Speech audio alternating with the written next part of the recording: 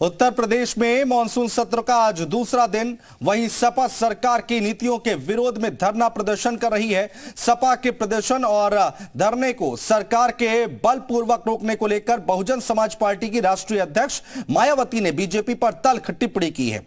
योगी आदित्यनाथ सरकार को कटघरे में खड़ा करते हुए मायावती ने बीजेपी की प्रवृत्ति को तानाशाह बताया।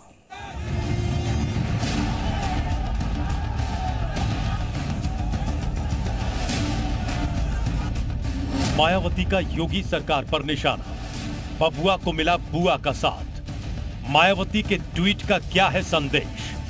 बुआ पुकारे अखिलेश अखिलेश।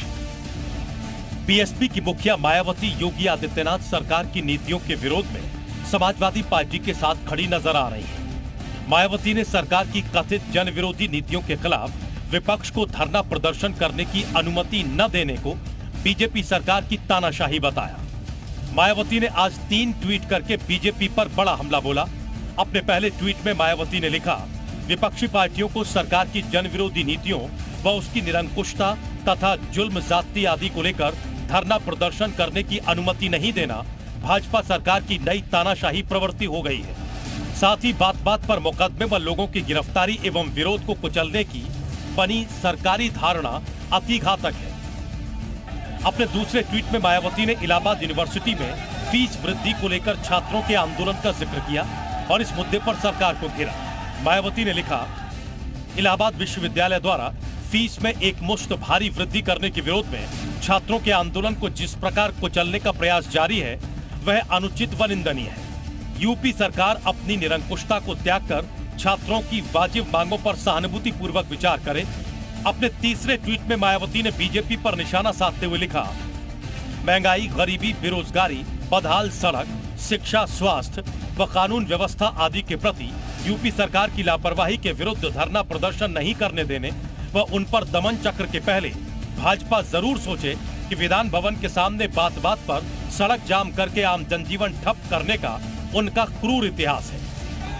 सोमवार को सरकार की नीतियों के खिलाफ सपा मुखिया अखिलेश यादव की अगुवाई में समाजवादी पार्टी के विधायकों ने पैदल मार्च किया था, जिन्हें रास्ते में पुलिस प्रशासन ने रोक दिया था।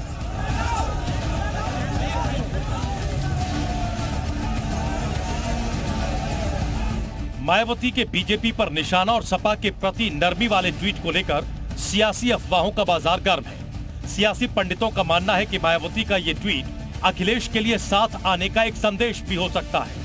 आगे निकाय चुनाव है और उसके बाद फिर लोकसभा चुनाव। ऐसे में किसी भी संभावना को खारिज नहीं किया जा सकता। ब्यूरो रिपोर्ट, जी मीडिया। और ये पहला मौका नहीं है जब मायावती ने योगी सरकार पर हमला बोला हो। सिर्फ सितंबर महीने में ही मायावती ने योगी सरकार पर 6 बार अलग अलग मुद्दों को लेकर हमले किए हैं।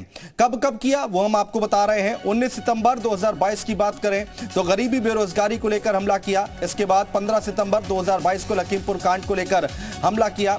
11 सितंबर 2022 को गरीब कल्याण अन्न योजना को लेकर हमला किया। 9 सितंबर की अगर हम बात करते हैं तो 9 सितंबर 2022 को मदरसा सर्वे को लेकर हमला किया। 8 सितंबर गन्ना किसानों की समस्या को लेकर सरकार पर हमला बोला मायावती ने। 5 सितंबर 2022 को गरीबी बेरोजगारी अशिक्षा को लेकर हमला किया यहां पर मायावती ने सरकार पर। तो कब कब मायावती ने हमला किया वो हम आपको बताने और समझाने की कोशिश कर रहे हैं। बढ़ते